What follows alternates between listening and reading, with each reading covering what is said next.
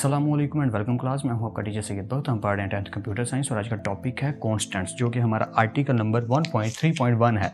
ये सब टॉपिक है 1.3 का, ठीक है। तो हमने इसको एज ए कंसीडर करना है 1.3.1। ओके, तो हम बात आज करने लगे हैं कॉन्स्टेंट्स की। इसके बाद बात करेंगे वेरिएबल्स की। कॉन्स्टेंट्स क्या होते हैं, आई होप सो आपको आइडिया होगा, क्योंकि रिसेंट क्लास अगर किसी ने नहीं देखी, आई हाईली रिकमेंडेड दैट पिछली क्लासेस को जरूर देखो। डिस्क्रिप्शन बॉक्स में लिंक ऐड है, वहाँ क्लिक करो और सीक्वेंस में पूरी बुक को देखो। Okay, let's continue.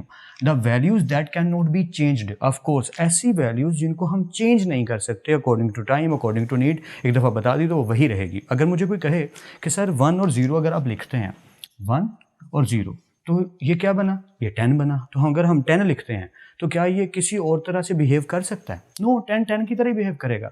इसका मतलब क्या हुआ, अगर मैं कहता हूँ यार 10 को ऐड करो 2 में तो क्या आएगा, 12 आएगा। या 10 में से 2 सब्ट्रैक्ट करो, क्या आएगा, 8 आएगा। अब कोई आके कह देता है सर 10 लिखना है लेकिन वो बिहेव करना चाहिए 5 की तरह, दिस इज नॉट पॉसिबल ना। या मैथमेटिक्स के रूल के अकॉर्डिंग, कंप्यूटर साइंस के रूल के according this is not possible.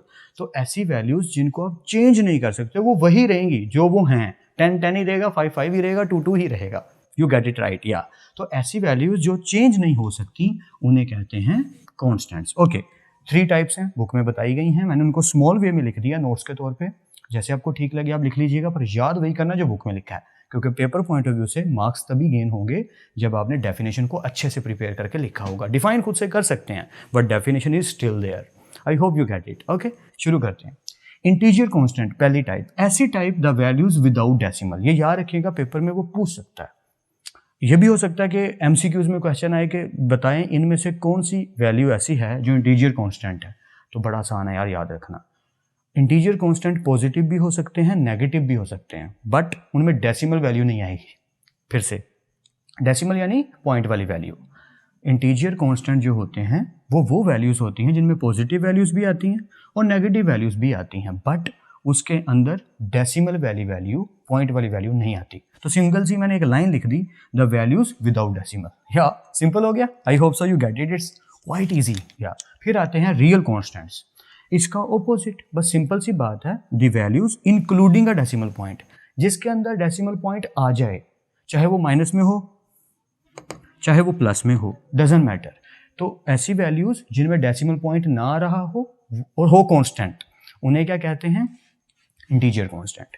ऐसी वैल्यूज जो हों कांस्टेंट लेकिन उनमें डेसिमल यानी कि पॉइंट वाली वैल्यू आ रही हो, तो ऐसी वैल्यू को कहते हैं रियल कांस्टेंट्स।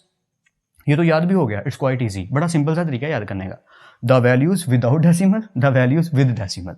सिंपल है ना। या I hope so you get it. अब आया एक interesting topic, character constants. Character constant क्या होते हैं यार, हर वो करैक्टर सेट का डिजिट।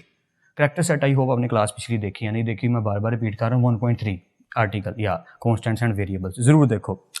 उसमें मैंने बताया था करैक्टर सेट अल्फ़ाबेट्स होते हैं, ABC पूरी, बड़ी वाली आ गई, छोटी वाली ABC आ गई, 0 से 9 तक डिजिट आ गए और स्पेशल सिंबल्स आ गए। अगर हम उनमें से किसी को भी, पूरे करैक्टर सेट में से किसी भी अल्फ़ाबेट को, चाहे A है, चाहे B है, चाहे 5 है, चाहे 10 है, चाहे 9 है, कुछ भी, अगर हम इस एक सिंगल कोमा के साथ, यानी इन्वर्टेड कोमा होते हैं ना डबल, अगर सिंगल कोमा के साथ, सिंगल इन्वर्टेड कोमा के अंदर लिखते हैं तो उस चीज़ को कहेंगे वो हमारा क्या है, करैक्टर। एग्जाम्पल बड़ी सिंपल सी है कि अगर आप इसको एग्जाम्पल पॉइंट ऑफ व्यू से देखो, तो अगर आप किसी चीज़ को ऐसे लिख देते हो, A लिख देते हो 10, कुछ भी लिखा जा सकता है, डॉलर का साइन, या आप लिख देते हो F यानी कि फॉल्स, आप लिख देते हो ट्रू यानी कि ट्रू, फिर आप लिख देते हो 5। ओके, तो इस तरह से जो भी वैल्यू सिंगल ऐसे सिंगल कोर्स के अंदर लिखी जाएगी, सिंगल कोट में, ऐसी वैल्यू को हम कहेंगे कि वो क्या है, करैक्टर। तो डेफिनेशन बड़ी सिंपल होगी, एनी लेटर।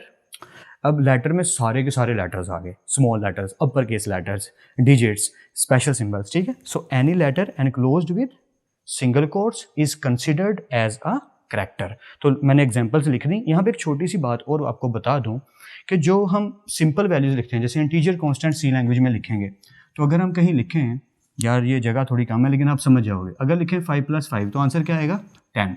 अगर मैं लिखता हूँ 5.5 + 2 तो आंसर क्या आएगा, 7.5। तो कोई प्रॉब्लम नहीं हो रही, हम इनको भी ऐड कर सकते हैं, हम इनको भी ऐड कर सकते हैं, और आप देख रहे हो कि इनका कम्बिनेशन भी ऐड हो रहा है। बट अगर आपने कहीं भी करैक्टर कांस्टेंट को लिखा है, फॉर एग्जांपल आपने लिखा है ऐसे सिंगल कोट में 5 प्लस सिंगल कोट में 5, तो गाइज ये दोनों ऐड नहीं हो सकते। आप पूछोगे सर क्यों, इनको ऐड करने में क्या प्रॉब्लम आ रही है? तो मैं आपको बता रहा हूँ कि हमारा जो कंपाइलर है वो ये देखेगा कि ये जो सिंगल कोट में लिखा है ये एक वैल्यू नहीं है, ये एक क्या है, करैक्टर। यानी कि अगर मैं ए को बी में जमा कर रहा हूँ तो ए क्या है, कुछ भी नहीं, उसके अंदर कोई वैल्यू नहीं पड़ी हुई।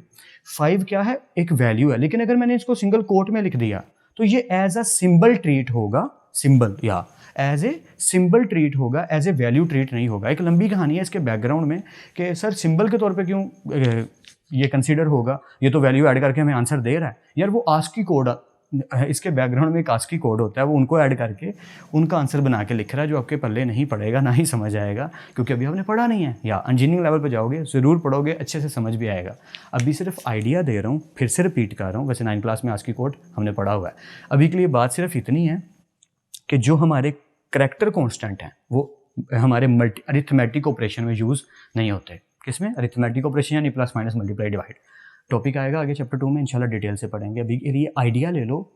इंटीजर कांस्टेंट समरी बता रहा हूँ, कांस्टेंट चेंज नहीं होते। कांस्टेंट कौन सी वैल्यूज होती हैं जो चेंज नहीं होती? इंटीजर कांस्टेंट क्या होते हैं? जो हमारे विदाउट डेसिमल लिखे जाते हैं। रियल कांस्टेंट क्या होते हैं? जो विद डेसिमल लिखे जाते हैं। नेगेटिव पॉजिटिव दोनों कंसीडर होंगे। उसके बाद आ गया करैक्टर कांस्टेंट, वो वैल्यूज जिनको सिंगल कोर में लिखते हैं। ये स्पेशल सिचुएशन होगी जहाँ पे हम इनका यूज़ करेंगे। जैसे हम कह देते हैं प्रेस ए फॉर ये फंक्शन परफॉर्म करने के लिए ए प्रेस करो, तो आप कीबोर्ड से ए प्रेस करोगे वो फंक्शन परफॉर्म हो जाएगा। गेम्स में यूज़ होता है। या 1 प्रेस करें ये करने के लिए, तो वो जो 1 है वो क्या है? वो करैक्टर्स हैं। आई होप अब आइडिया हो गया होगा। ओके, इसके बाद जो टॉपिक है वो इससे भी ज़्यादा इंपॉर्टेंट है। तो इससे ज़्यादा इंपॉर्टेंट कहना गलत होगा? नहीं, दोनों इंपॉर्टेंट है, बहुत इंपॉर्टेंट है, लेकिन वेरिएबल फिर भी थोड़ा सा ज़्यादा इंपॉर्टेंट है। तो उस क्लास को भी डिटेल से देखना और इस क्लास को भी सीक्वेंस में फोकस से देखो, सारे लेक्चर सीक्वेंस में देखो। फिर मिलते हैं नेक्स्ट लेक्चर में। तब तक अपना और अपने घर वालों का बहुत ख्याल रखिएगा। खुदा आप सबको बेहद खुश रखे और बहुत कामयाब करे। खूब मेहनत करते रहिए लेकिन स्मार्ट वर्क के साथ। अल्लाह हाफिज़ क्लास।